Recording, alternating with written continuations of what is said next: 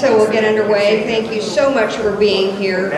Appreciate you taking time out of a spring evening to join us and learn more about the position of the Fort Wayne mayoral candidates, especially in regard to social issues. I'm Kathy Humbarger with Allen County Right to Life, and we are indeed privileged to be partnering with the Indiana Family Institute and the Coalition for a Better Fort Wayne for this particular forum. Just by way of clarification, each organization is here independently of themselves, and even though we are partnering together, the views and opinions of each organization is not necessarily shared by the rest. I want to make certain that we say that. Have just a real quick piece of information to share with you. I want to tell you that we're delighted to announce that the Indiana House passed two very important pieces of pro-life legislation yesterday, late in the afternoon. We're delighted that occurred, and now the bills pass over to the Senate. And we have with us Senator Jim Banks, who's going to be sponsoring one of the bills and also was the author of the bill that was passed in the Indiana Senate. Jim, would you stand up and let's give him a round of applause for the hard work he's done. And Senator Cruz is here as well. Senator Cruz, would you stand up and be acknowledged? Thank you so much. We know that you're going to be working hard to get this done. The voters spoke in November, and it's been a little bit of an unusual session, but these folks are getting the job done. Thank you so much, Senator Cruz and Senator Banks, for what you're doing for us in the State House. Our facilitator tonight is Ryan Elijah. Many of you know Ryan. He's the co-anchor of the Morning News and directs a weekly consumer investigative piece called In Your Corner.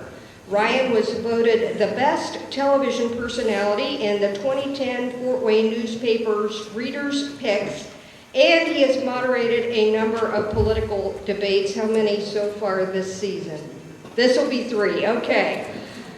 We appreciate you being here with us tonight. Ryan has served on a number of area boards, including the school board at Blackhawk Christian School and Parkview's YMCA Board of Managers. He's also an adjunct professor at Huntington University. Ryan and his wife have 2 boys, and I understand they're leaving tomorrow for Orlando, Florida, which should be a very pleasant break in the activities that you've been responsible for. Ryan attended Liberty University before graduating from Anderson University, where he studied mass communications and political science. Ryan is active in his church and hosts many charity functions throughout the year. Welcome, Ryan. Welcome to our candidates, and I'll turn it over to you.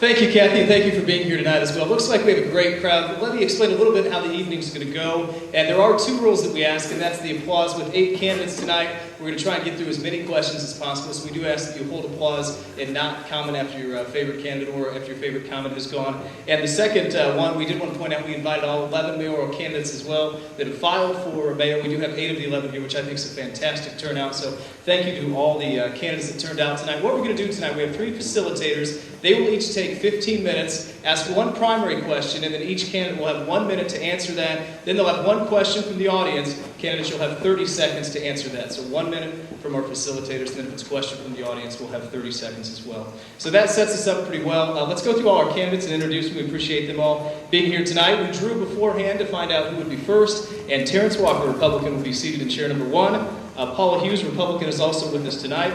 Republican Eric Doden, Republican Fred Oshesky Sr., Democrat Charles Eberhard, Democrat Tom Cook, Democrat Frederick Stanke, and Republican Liz Brown. Let's welcome our candidates tonight.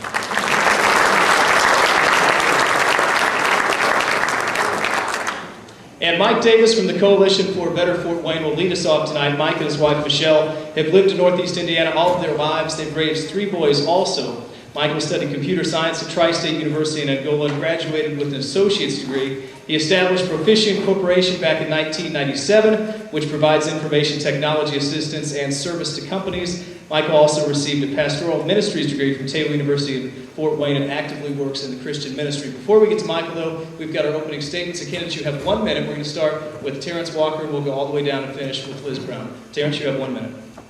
Okay.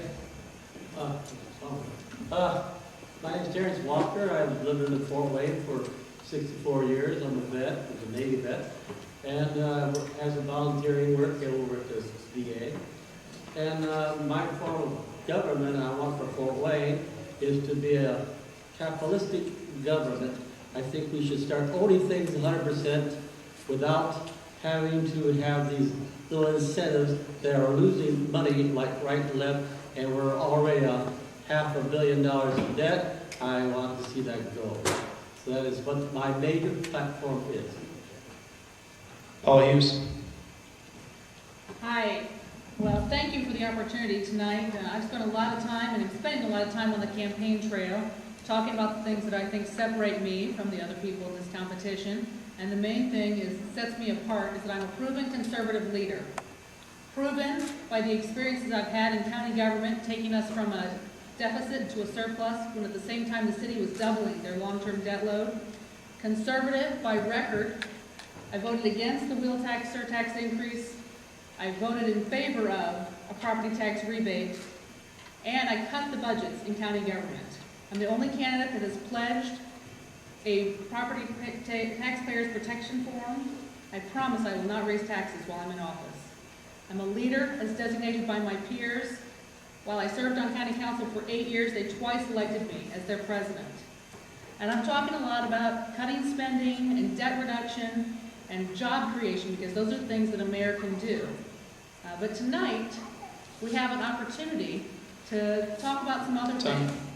Thank you. Eric Doden. Thank you for coming. I really appreciate the fact that so many of you are willing to come out and spend your time to talk about social issues. I'll just introduce myself a little bit because many of you do not know me. I moved here with my wife in 1998. We were married, and Macy and I have lived here since 1998, and we've had our 4 children here. We have Boston, Quinn, Ryland, and Jones. And we really have enjoyed this community and enjoyed living here. One of the things I appreciate about tonight is that sometimes we tend to compartmentalize life, and we like to say that things can be compartmentalized. So my business life is over here, my spiritual life is over here, and my personal life is over here. And I think that it's important that you understand the character of your leaders, and that we not compartmentalize life, but that we see that life is a continuous movement of things together. And I think it's very important to understand the social issues and where people believe and what they believe, and that helps you understand kind of the philosophy of that leader and where they come from when they make decisions. So thank you for coming, and I appreciate it. Good evening. My name is Fred Oshesky, and my political background is 3 years on council, 2 years as council president, and 4 years of mayor back in the 80s and the 90s over in Ohio. I want to bring the things that I have learned in my position as mayor over in Ohio to Fort Wayne government. None of the candidates that are up here today have any experience as a mayor. There are things that mayors do that council doesn't even know that they are going on. That is the experience that I can bring to Fort Wayne. I'm not going to have any learning curve. I'll be able to, from day one, to start off the job as mayor. As I have said in other get-togethers that we have had, I do not intend to have a deputy mayor. The position of deputy mayor will not be filled as long as I can do the job myself. I think the people of Fort Wayne deserve to have the leader that they voted for, doing the job for them. Thank you. Charles Everhard. I want to thank everyone for inviting us here this evening to speak. And as a social liberal, I kind of feel like Shadrach, Meshach, and Abednego when they got thrown into the fiery furnace. But I digress. I want to thank all the candidates and Mayor Henry for showing up. Oh, Mayor isn't here. Maybe someone can call the green frog, and if he's there, he can come hop over.